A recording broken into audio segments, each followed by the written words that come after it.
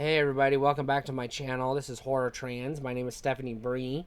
I'm a transgender woman who talks about all things horror. And for today's horror icon, we're talking about B-movie Scream Queen legend, Linnea Quigley. You might not recognize her face, but you've seen her tits. She goes topless in just about every movie she's in. Fun fact, her top, her naked chest, is the only thing that appears in the Nightmare on Elm Street Part 4. She's the naked tits that are popping out of Freddy Krueger's chest. So, Linnea Quigley is a legend and an icon.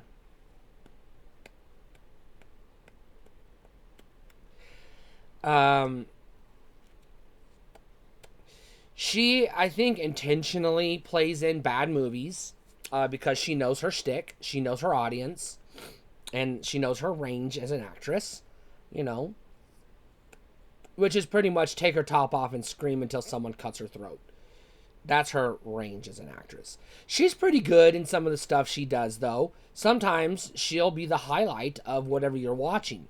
Whatever you're watching being, like a mind fuck most of the time. Off the top of my head, I know she was in Sorority Babes in the Slimeball Bolorama, and I know she was in Night of the Demons. She's actually pretty fucking good in Night of the Demons, even though that movie fucking sucks. She's like the best thing in it.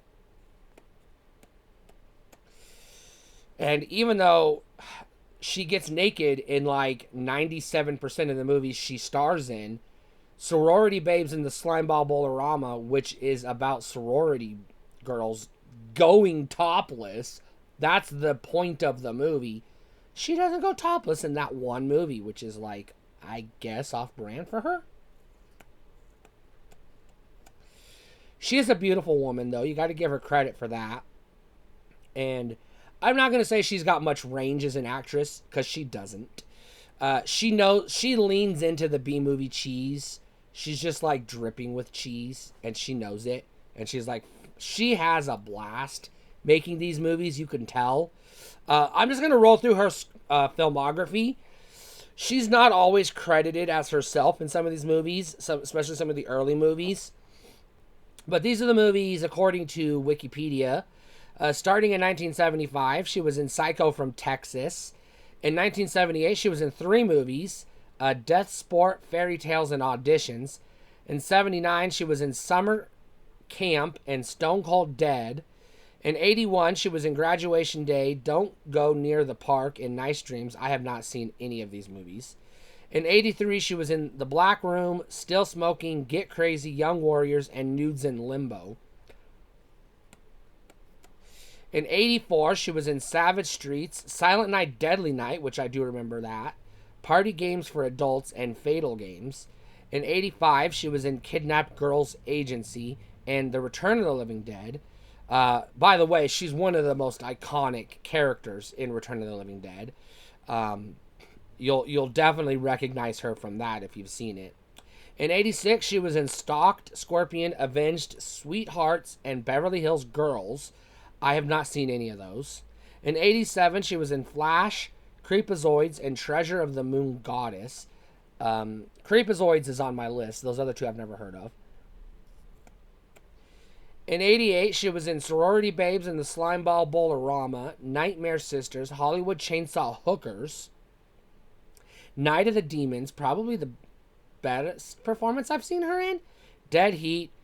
She was Boobs in Nightmare on Elm Street 4, The Dream Master, and in Vice Academy. In 89, she was in Assault of the Party Nerds, American Rampage, Dr. Alien, Deadly Embrace, Witch Trap, Murder Weapon, Sex Bomb, Robot Ninja, and Blood Nasty. In 90, she was in The Girl I Want, Vice Academy Part 2, Digging Up Business, and Linnea Quigley's Horror Workout, which I definitely want to see that. 91, she was in Virgin High and The Guyver. In 92, she was in Innocent Blood and Blood Church. In 93, she was in Beach Babes from Beyond. In 94, she was in Pumpkinhead 2 and Vampire Hunter. In '95, she was in Assault of the Party Nerds 2, The Heavy Petting Detective, Striptease, and Jack O. In '96, she was in Fatal Frames, Psychopathics. She did one movie in '97, which is kind of off-brand for her. Hollywood Cops. She may have been on vacation that year. In '98, she was in Mary Cooker and the Killer Tarantula, Phantoms, Boogie Boy, Death Mask, Curse of the Lesbian Love Goddess. In '99, she was in The Killer Eye, Animals, Moving Targets, Colobos, Play It to the Bone. In '20, she was in Sex Files, Pleasureville, Blind Target. In '01, she was in Horror Vision, The Monster Man, Venice Beach, and Cannibal with a K. She was in one thing in 2002 called Scream Queen. In 2003, she was in Charlie and Sadie, Zombiegeddon, Corpses Are Forever. In '04, she was in The Rockville Slayer, Superhero Central, and Frost. In '05, she was in Wolfsbane, The Naked Monster, Lost Girls. In '06, she was in Hoodoo for Voodoo, Whispers from a Shallow Grave, Voices from the Grave. In '07, she was in Each Time I Kill, Pretty, and then in '08, she was in The Adventures of Ace X and Kid Velvet, Spring Break Massacre, The Notorious Colonel Steele, and Legend Has It. In '09, she was in Vampire Theater, Strangers Online, Riff Raff, It Came from Trafalgar, Night of the Demons, and La Femme Vampire. That must have been a remake of Night of the Demons. In 2010, she's in Bloodstruck, La Femme Vampire Volume 2, Night on Has Been Mountain, Liquid Memories, and Dead End. In 2011, she was in Stripperland and Collapse. In 2012, she was in Where the Dead Go to Die, 1313 Cougar Cult, The Voices from Beyond, Girls Gone Dead, Caesar and Otto's Deadly Christmas, Grindhouse 2, spelled with the number 2 as the letter T, Stella Buio, and Manson Rising. 2013, she was in The Trouble with Barry, Post Mortem America 2021, Blood River, and Miss Strangelove. In 14, she was in Virginia Obscura, They Came from the Ether, Trophy Heads, Disciples, A Blood Story, Bigfoot vs. D.B. Cooper, Demonica, and Three Scream Queens. In 2015, she was in Terror Tunes 3, Cabaret Diabolique, A Blood Story, The Unquenchable Thirst for Boner Juice, Terror Tunes 4, Hunters, and Blood Wings. And then she's been in one movie each year since. The Barn in 16, Bonehill Road in 17. She took 18 off and did The Best Laid Plans. In 2020, she was in The Last Thanksgiving, In Search of Darkness Part 2. That looks like a documentary.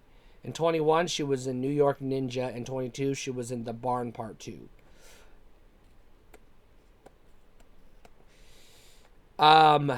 It looks like 90% of the movies she was in are horror B movies whose titles could be mistaken for pornos.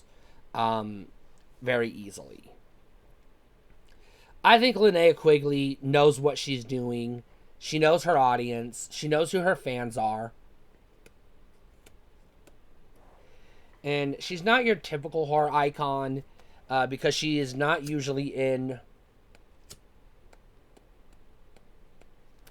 She's not usually in, usually your iconic horror films. Although she was in A Nightmare on Elm Street 4, even though it was just her boobs. More or less. I think she's a fine actress for what she does. I think she knows her range, and she sticks within it. And there's nothing wrong with that. She's had a very robust career. You know, she's also been a model and done some other stuff. And she does do behind-the-scenes work occasionally, so kudos to her for that. So if you don't know who Linnea Quigley is, check out some of those movies. I've already reviewed a couple of them. Everyone I've seen her in, aside from Night of the Demons, I would say is worth checking out. Night of the Demons is a cult classic, so some people like it. And I don't know why I can, like, not like it, but like Sorority Babes and the Slimeball Bolorama. I don't know. I mean, sometimes you just watch something and you're like, this is too stupid for me, and then you watch something else that it's like, yeah, this is stupid, but it's still fun, I guess. I don't know. Stay cool.